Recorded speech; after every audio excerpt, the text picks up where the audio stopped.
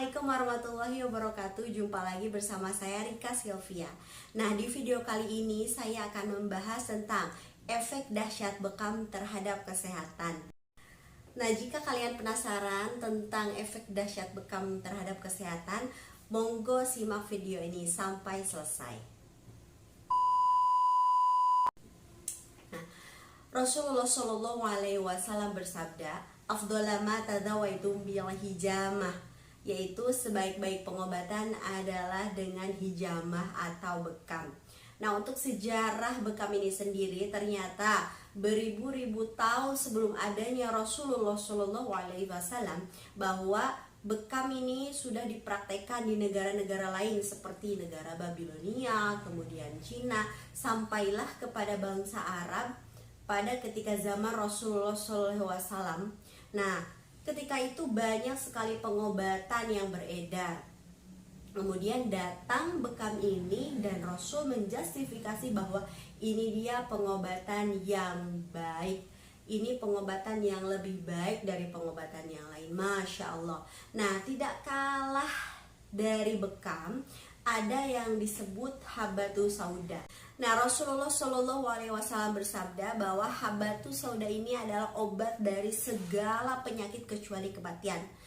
Tetapi untuk saat ini saya belum bisa membahas habatus sauda ini secara detail. Mungkin insya Allah di lain waktu, di video lain saya akan membahas tentang habatus sauda ini. Nah, sekarang kita akan ke pembahasan tentang bekam. Aku mau nanya dulu, apakah teman-teman di sini pernah bekam? Gimana sih rasanya setelah dibekam?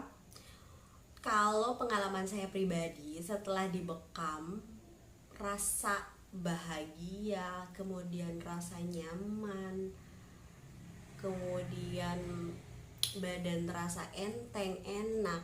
Nah, Masya Allah, banyak banget ternyata riset penelitian yang sudah dikaji dari zaman dulu sampai sekarang pun dari bekam ini. Kita mungkin ya zaman dahulu ketika Rasulullah menjustifikasi bahwa bekam ini adalah pengobatan terbaik, ya mungkin dulu emang ada penelitian, dulu apakah ada riset? Gak ada kan, tapi karena suatu kemaha luar biasaannya Rasulullah, jadi ketika beliau mengatakan sesuatu sudah pasti itu baik gitu loh. Jadi tidak ada suatu kata apapun dari ucapan Rasulullah yang dikatakan itu tidak baik gitu. Jadi pasti baik, pasti benar, dan pasti manfaat. Jadi bekam adalah suatu proses pengeluaran cairan interstisial di dalam tubuh, yang mana cairan interstisial ini mengandung zat-zat yang tidak dibutuhkan oleh tubuh, misalkan zat-zat sisa metabolisme, kemudian radikal bebas, kemudian zat-zat yang larut dalam lemak, contoh kolesterol, asam urat. Nah, kolesterol, asam urat ini bisa dikeluarkan lewat bekam. Makanya bagi penderita yang tinggi kolesterol, kemudian yang tinggi asam urat, kemudian hipertensi, ini sangat baik untuk mengobati penyakit tersebut. Nah, jika teman-teman di sini penasaran apa sih bekam, nah ini saya kasih lihat contohnya ya. Nah, jadi bekam ini ada yang disebut titik-titik sunnah. Jadi para terapis bekam khususnya sudah pasti harus paham dulu mana titik-titik bekam sunnah sesuai anjuran Rasul. Kemudian ditambah dengan keluhan pasien. Misalkan contoh ya, kita ambil penyakit asma, atau misalkan jangan asma deh, kita ambil penyakit diabetes ya. Nah, untuk penyakit diabetes kita ambil titik-titik sunnah, kemudian kita tambahkan di titik pankreasnya. Itu contoh ya. Untuk mekanisme bekam sendiri, bekam ini kita lakukan pengekopan. Dalam proses kop kulit ini, sel mengalami hipoksia atau kekurangan oksigen, sehingga sel ini akan memproduksi sekretom. Apa itu sekretom? Sekretom ini akan memproduksi growth hormone. Nah, sekretom ini berfungsi untuk peremajaan sel. Jadi, ini dia rahasianya ya, teman-teman yang mau awet muda ini disarankan untuk bekam sebulan sekali. Kemudian teman-teman mungkin penasaran, apa sih bedanya donor darah sama bekam? Nah, donor darah ini adalah pengeluaran darah dari vena yang mengandung eritrosit, leukosit, plasma darah. Namun bekam ini tidak mengeluarkan zat-zat tersebut, melainkan mengeluarkan cairan interstisial yang mengandung tadi ya, zat-zat yang tidak dibutuhkan oleh tubuh atau radikal bebas di dalam tubuh. Nah, kemudian ada yang nanya, loh kok ketika dibekam keluar darah warna merah? Nah, ternyata ketika kita lihat bahwasannya di kop ini kan terjadi penusukan, kemudian keluar darah. Nah, yang namanya sel darah merah, ketika ada yang namanya penusukan di kop ini, bekam ini kan terjadi hipoksia. Nah, sehingga yang namanya sel darah merah ini mengalami lisis. Kenapa? Karena sangat rapuh ketika terjadinya oksigen. Jadi selnya ini mati, kemudian lisis. Nah, jadi merembes ke cairan interstisial. Makanya itu, jadi kalau ada yang nanya, wah ini keluar darah kotor ya, keluar darah kotor ya, sebetulnya bahasan dari darah kotor ini kurang tepat ya. Karena apa? Yang bahasa darah kotor itu memang kita pahami, oh iya memang ini darah kotor, isinya ini sampah semua gitu loh. Tapi ya secara sisi ilmiahnya itu pembahasannya begitu. Kemudian ada yang nanya lagi nih, apa sih bedanya ekskresi ginjal dan bekam? Ginjal mengeluarkan zat-zat yang larut dalam air. Namun bekam ini mengeluarkan zat-zat yang larut dalam air plus mengeluarkan zat-zat yang larut dalam lemak. Jadi bekam ini bisa mengeluarkan lemak, contoh lemak LDL atau misalkan asam urat, karena bekam ini bisa mengurangi volume darah sehingga melebarkan pembuluh darah, sehingga ini bisa mencegah hipertensi. Untuk teman-teman di sini, ini dia tips untuk mencegah hipertensi. Apakah itu? Nah, ini dia. Yang pertama adalah bekam, kemudian yang kedua lakukan tahajud, dan yang ketiga kita lakukan senyum sebanyak 20 kali selama 20 detik. Itu ya konsepnya. Nah, untuk mekanisme bekam, setelah tadi kulit dikop, kemudian ditusuk-tusuk. Nah, setelah tusukan itu berlangsung, itu akan tubuh ini akan memproduksi HSP70. HSP70 ini produksinya yaitu yang pertama makrofag, kemudian nitrit oxide, kemudian inflamasi.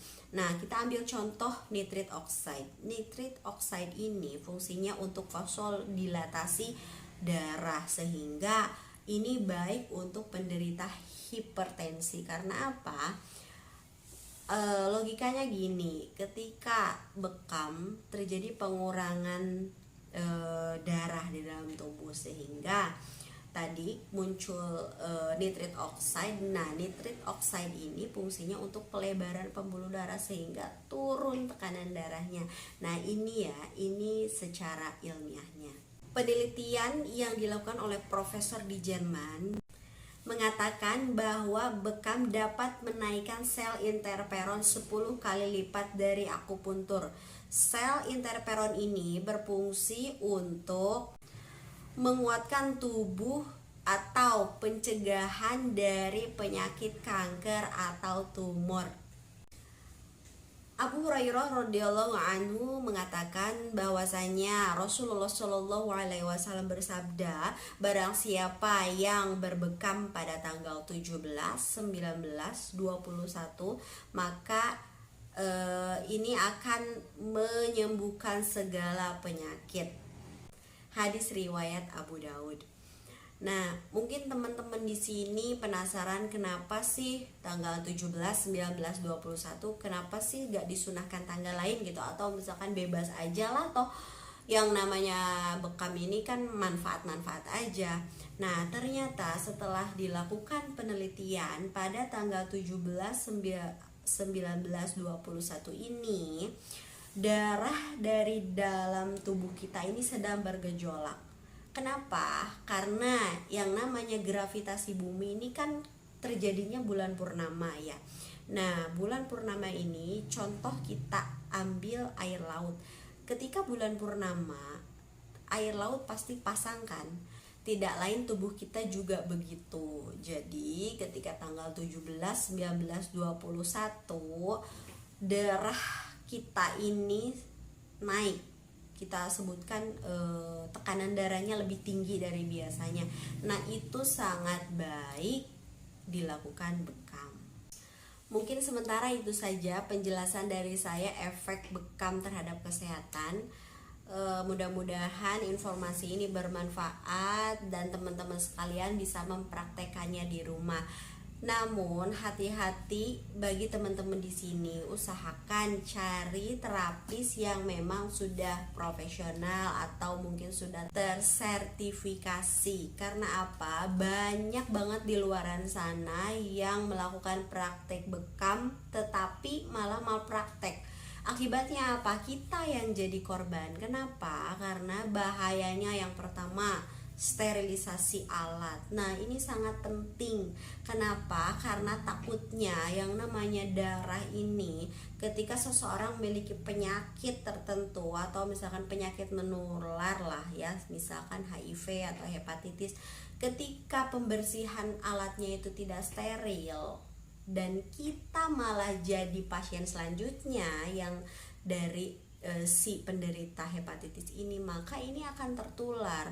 Makanya sangat dianjurkan lihat dulu legalitasnya lah ya untuk terapis bekam.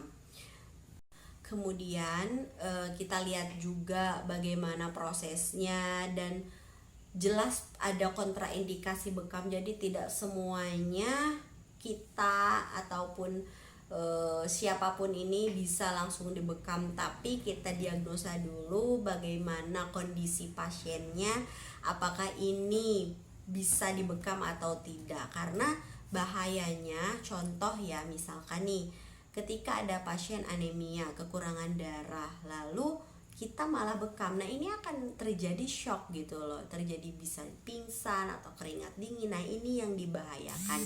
Makanya untuk teman-teman di sini saya himbau lah ya bagi teman-teman, please tolong dimohon untuk hati-hatilah dalam mencari terapis. Mudah-mudahan informasi ini bermanfaat. Untuk teman-teman di sini yang belum subscribe, dimohon untuk subscribe-nya karena subscribe ini gratis, dan jangan lupa untuk like, komen dalam video ini. Terima kasih. Assalamualaikum warahmatullahi wabarakatuh.